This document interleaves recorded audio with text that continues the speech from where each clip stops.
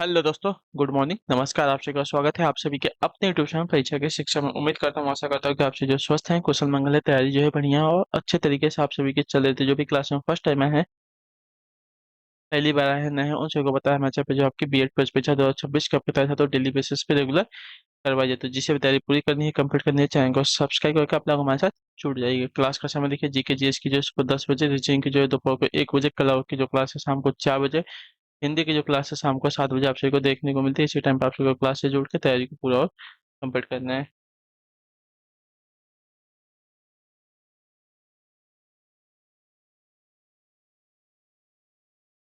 नीचे डिस्क्रिप्शन आप सबको इंस्टाग्राम टेलीग्राम का लिंक मिलेगा। इंस्टाग्राम पे फॉलो करेंगे, टेलीग्राम चैनल को ज्वाइन करेंगे। टेलीग्राम से पर डेली बेसिस क्लास का अपडेट, एग्जाम का अपडेट, जो पीडीएफ वगैरह आपको देखने को मिलेगा, तो आप लोग जो है टेलीग्राम चैनल को ज्वाइन कर लीजिएगा। ठीक है, चलेंगे क्लास स्टार्ट करेंगे। और स्टार्ट करने से पहले क्लास को जिसने अभी तक लाइक नहीं किया लाइक करेंगे, शेयर नहीं किया शेयर करेंगे, जिसने अभी तक चैनल को सब्सक्राइब नहीं किया सब्सक्राइब कर लेंगे। ठीक है, चलिए 26 नंबर क्वेश्चन, लोकसभा का पीठासीन अधिकारी कौन होता है बताइए। डिसाइडिंग ऑफिसर कौन होता है लोकसभा का, यानी कि पीठासीन अधिकारी कौन होता है बताइए। तो इसका सही उत्तर हो जाएगा साथियों, लोकसभा का अध्यक्ष और लोकसभा का उपाध्यक्ष, यानी कि स्पीकर और डिप्टी स्पीकर, ये दोनों जो है लोकसभा के पीठासीन अधिकारी होते हैं, प्रिसाइडिंग ऑफिसर होते हैं। तो ऑप्शन हमारा सी दिया गया है, साथ ही आपका सही उत्तर होगा। ठीक है, क्लियर है। चलिए अगले क्वेश्चन को देखेंगे, आपका क्या दिया गया है। दूसरा नंबर 27 नंबर प्रश्न पूछा गया है, सूर्य से आने वाली घातक पराबैंगनी किरणों को अवशोषित करती है कौन बताइए। सूर्य से आने वाली घातक पराबैंगनी किरणों को कौन अवशोषित करती है। तो आपका सही उत्तर हो जाती है ओजोन परत हमारी। ठीक है, तो ऑप्शन जो सी दिया गया सही उत्तर ओजोन गैस ऑक्सीजन का ही एक विशेष रूप है, और यह जो है वायुमंडल में अधिक ऊंचाइयों पर जो है अति न्यून मात्रा में मिलती है। ठीक है, यह जो है सूर्य से आने वाले तेज पराबैंगनी विकिरणों के कुछ अंश को जो है अवशोषित कर लेती है। ठीक है, चलिए 27 नंबर हो गया। 28 नंबर बताइएगा सही उत्तर का निम्न में से कहाँ के शासक को तालीकोटा के युद्ध में विजयनगर के विरुद्ध लड़ने के लिए संघ में शामिल होने हेतु आमंत्रित किया गया था बताइए। बताइए, इसका सही उत्तर कौन, निम्न में से कहाँ के शासक को जो है तालीकोटा के युद्ध में विजयनगर के विरुद्ध लड़ने के लिए संघ में शामिल होने हेतु आमंत्रित किया गया था। तो इसका सही उत्तर रहती हो बरार के। ठीक है, ऑप्शन नंबर जो सी देगा आपका राइट आंसर होगा। क्लियर सभी को इसके बारे में, हाँ या ना। राक्षसी संगड़ी या तालीकोटा का बनीहट्टी का युद्ध जो है 23 जनवरी 1565 ईस्वी में बीजापुर, अहमदनगर, गोलाकुंड एवं बीदर के संयुक्त मोर्चे और विजयनगर साम्राज्य के शासक राम राय के मध्य जो है हुआ था। यह युद्ध जो है विजयनगर के पतन का कारण बना था। ठीक है, याद रखिएगा। तो बरार को जो इसमें आमंत्रित नहीं किया, अहमदनगर, बीजापुर और गोलकुंडा को जो है इसमें आमंत्रित किया गया था। ठीक है, चलिए अगले क्वेश्चन को देखेंगे, आपका क्या देगा है। 29 नंबर, संघनन प्रक्रिया घटित होती है जब क्या होता है बताइए। संघनन प्रक्रिया घटित होती है जब क्या होता है।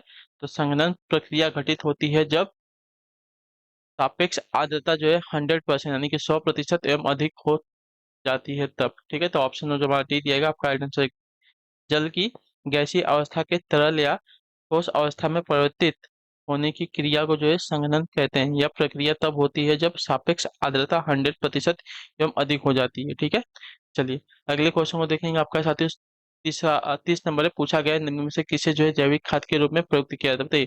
किसे जो है जैविक खाद के रूप में प्रयुक्त है, यूरिया को, नीम को, एजोला को, या इनमें से किसी को नहीं। तो इसका सही उत्तर हो जाएगा यहाँ पे एजोला। ठीक है, एजोला को जो है जैविक खाद के रूप में प्रयोग किया था। तो ऑप्शन वो जो दिया गया है सी वाला विकल्प आपका सही उत्तर होगा। क्लियर।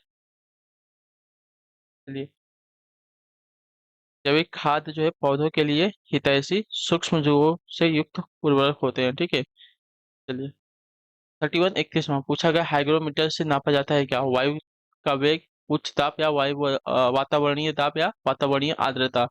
हाइग्रोमीटर से क्या नापते हैं, तो हाइग्रोमीटर से जो है वातावरणीय आर्द्रता को मापा जाता है। ठीक है, तो ऑप्शन नंबर हमारा टी दिया गया है, आपका सही उत्तर होगा। ठीक है, चलिए अगले क्वेश्चन को देखेंगे, आपका 32 नंबर है। हिमालयन गजेटियर के प्रसिद्ध ब्रिटिश लेखक कौन थे बताइए। हिमालयन गजेटियर के प्रसिद्ध ब्रिटिश लेखक कौन थे। तो इसका सही उत्तर आपका हो जाएगा यहाँ पे ई एटकिंसन। ठीक है, ऑप्शन नंबर जो सी देगा आपका एडन। हिमालयन गजेटियर पुस्तक के प्रसिद्ध ब्रिटिश लेखक आपका एडविसन थॉमस एटकिंसन। ठीक है, इनका पूरा नाम है।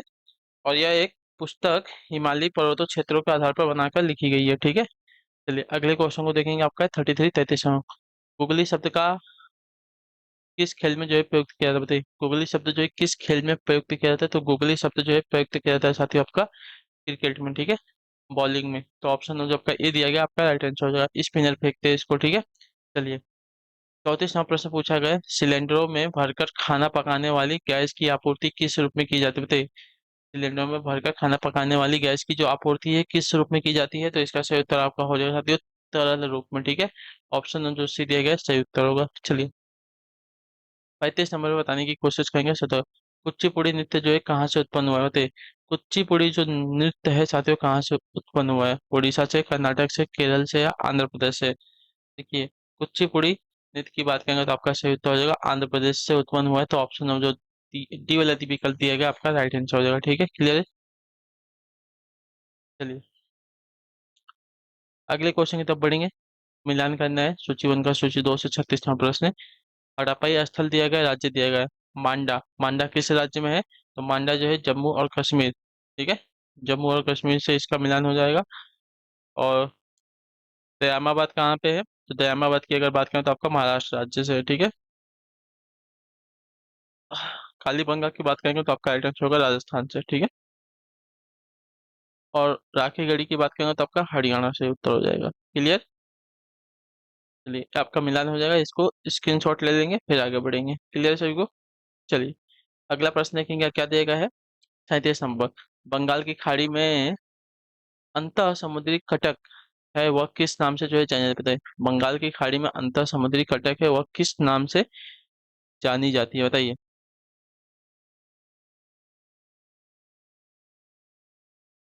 तो ये जो है 90 ईस्ट कटक के नाम से जानी जाती है। ऑप्शन नंबर जो ए दिया गया है सही उत्तर होगा। ठीक है, बंगाल की खाड़ी में स्थित अंतः समुद्री कटक को जो है 90 ईस्ट कटक के नाम से जो है जाना जाता है। इन कटकों का निर्माण जो है प्लेट विवर्तनिक की क्रियाओं के परिणाम स्वरूप होता है। ठीक है, चलिए 38वां प्रश्न पूछा गया है, राष्ट्रीय नदी संरक्षण निदेशालय भारत सरकार के किस मंत्रालय के अंतर्गत आता है, बताइए।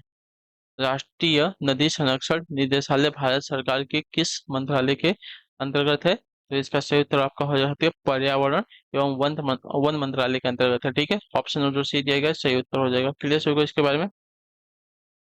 राष्ट्रीय नदी संरक्षण निदेशालय भारत सरकार के पर्यावरण एवं वन मंत्रालय के अंतर्गत आता है।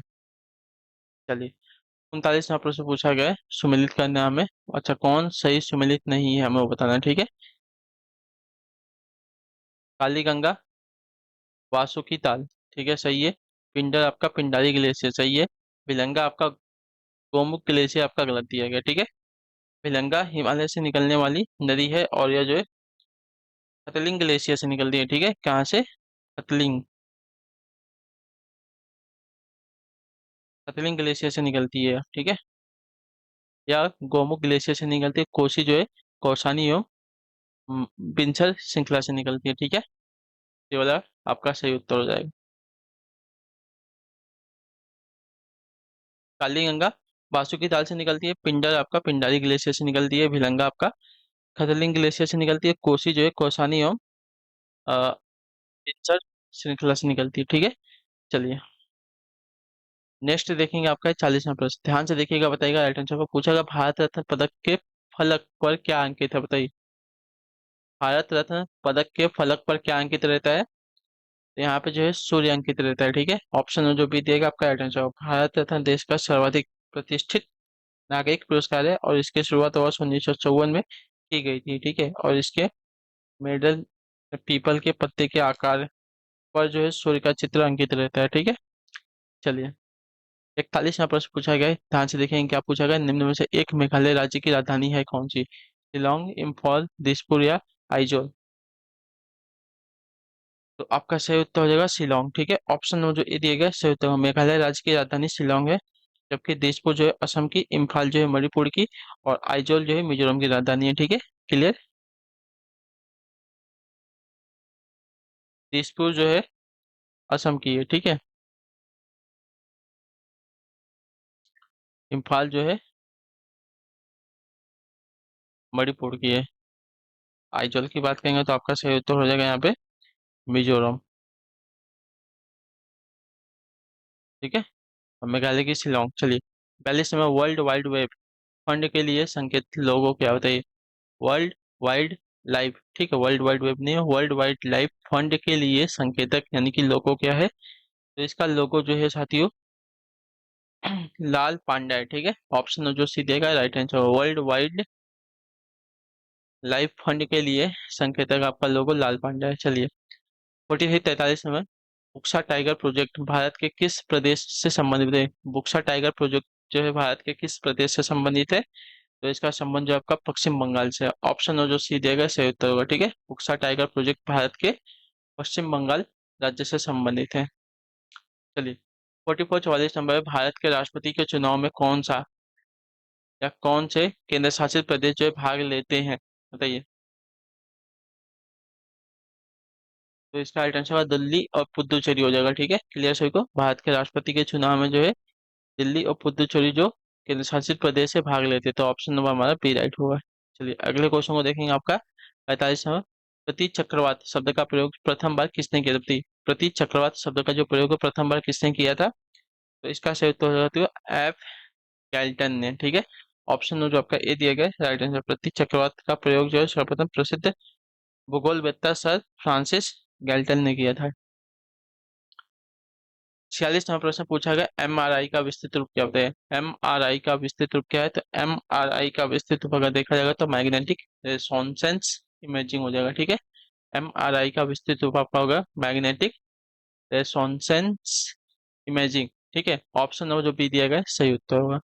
चलिए, 43वां प्रश्न सामने दिया गया है, पूछा गया है आपका निम्न में से कौन सा विटामिन पानी में घुलनशील है? बताइए, कौन सा विटामिन जो है पानी में घुलनशील है? तो घुलनशील विटामिन अगर देखा जाए तो विटामिन सी हो जाएगा। ऑप्शन नंबर जो हमारा दिया गया है ये वाला विकल्प आपका राइट आंसर होगा, पानी में घुलनशील विटामिन हमारा विटामिन सी।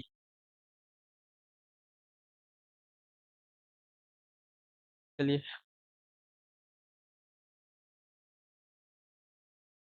देखिए, विटामिन बी और सी जो है पानी में घुलनशील है, और ए डी ई और के ये आपके वसा में घुलनशील विटामिन है। 48 नंबर है, किस उद्योग को जो है उद्योगों का आधार कहा जाता है? बताइए, किस उद्योग को जो है उद्योगों का आधार कहा जाता है? लौह उद्योग को, एल्युमिनियम उद्योग को, तांबा उद्योग को, या कपड़ा उद्योग को? तो आपका सही उत्तर हो जाएगा यहाँ पे लौह उद्योग को। ठीक है, लौह उद्योग को जो है उद्योगों का आधार कहा जाता है। तो ऑप्शन नंबर ए हमारा सही उत्तर होगा। चलिए, 49 नंबर है, देना बैंक तथा विजया बैंक का विलय जो है किस बैंक में हुआ है?